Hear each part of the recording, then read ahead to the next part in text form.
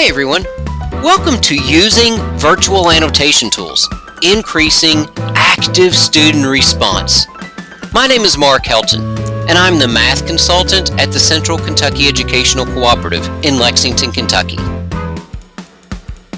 In 2017, the Council for Exceptional Children and the Cedar Center at the University of Florida released a compilation of 22 best practices that should be used for students with disabilities.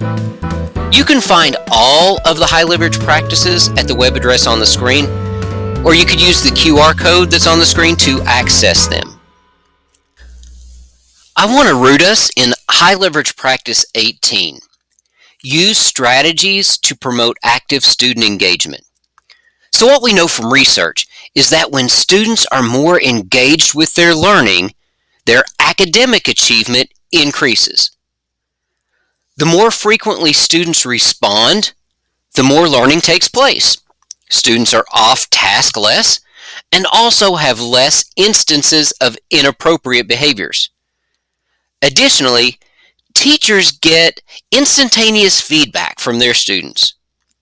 In return, this allows the teacher to provide more focused feedback about the task at hand, which leads to improved performance.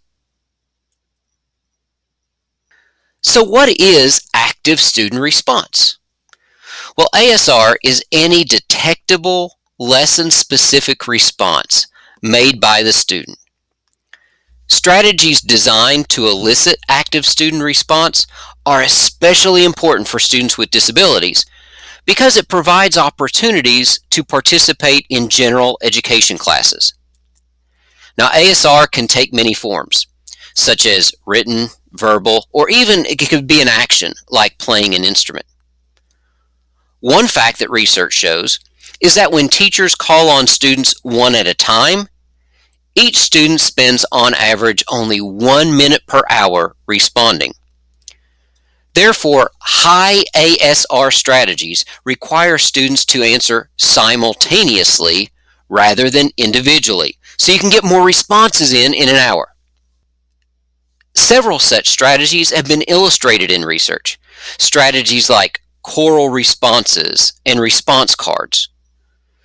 Choral responses can be achieved virtually by asking students to unmute and speak at the same time. But what about response cards? The answer?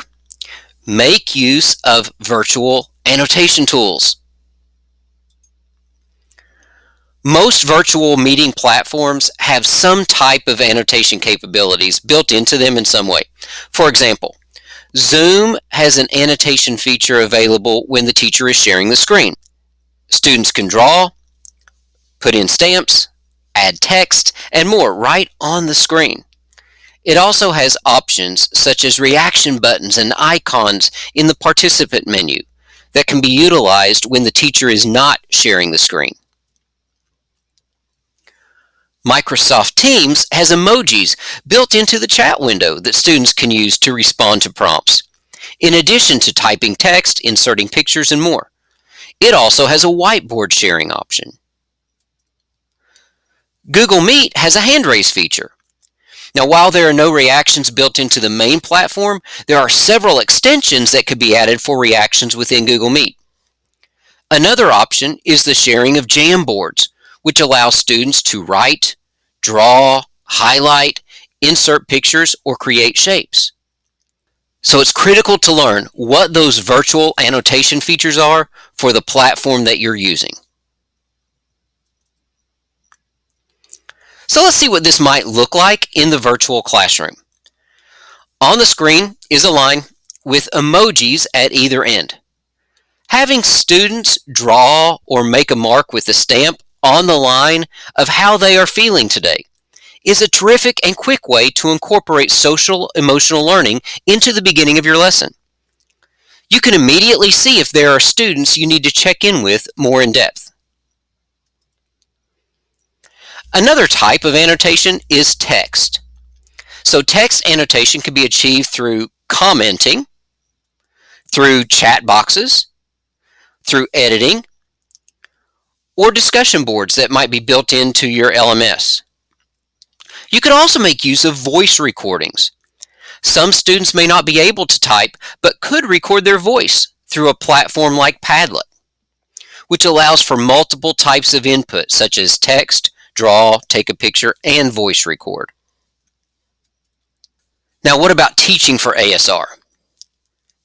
Explicitly teach students how to use the annotation tools. Follow the explicit instruction gradual release process by initially modeling the use of the tools with students. Then provide guided practice, including screenshots along with verbal and visual directions. Move the lesson along at a relatively quick pace. You don't want to spend a lot of lag time. On the other hand, be sure to include appropriate wait time for students to respond. Now, this is going to depend on the type of thinking the question asked requires, as well as the type of annotation that is expected. Also, don't use too many tools in one session.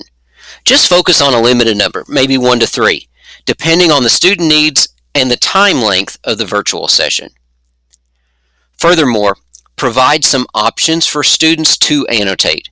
So knowing what tools are available and which devices can use them is important. Some devices don't allow for certain annotation options. So be sure that all students, no matter what device they're using, can respond in some way. Have a system to know who has and who hasn't responded. Many platforms are going to allow the teacher to see who is doing the annotating. The chat box shows who has entered a response, so keep a record of who responds or who doesn't. This provides you as the teacher with immediate feedback on who might need more individualized instruction. If you're in a co-teaching setting, share this responsibility. When one of you is leading the lesson, the other can be monitoring the responses and giving individualized feedback through a private chat or messages in your learning management system. Finally, address the specially designed instruction needs of the students in your class by providing appropriate accommodations.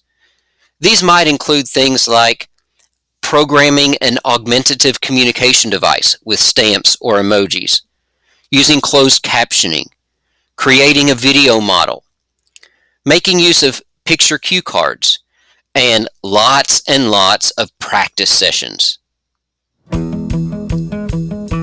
In summary, the more students are engaging in a lesson by actively responding to questions posed by the teacher, the more likely they are to find academic and behavioral success. In a virtual classroom, this can be achieved by making use of annotation tools within the virtual platform.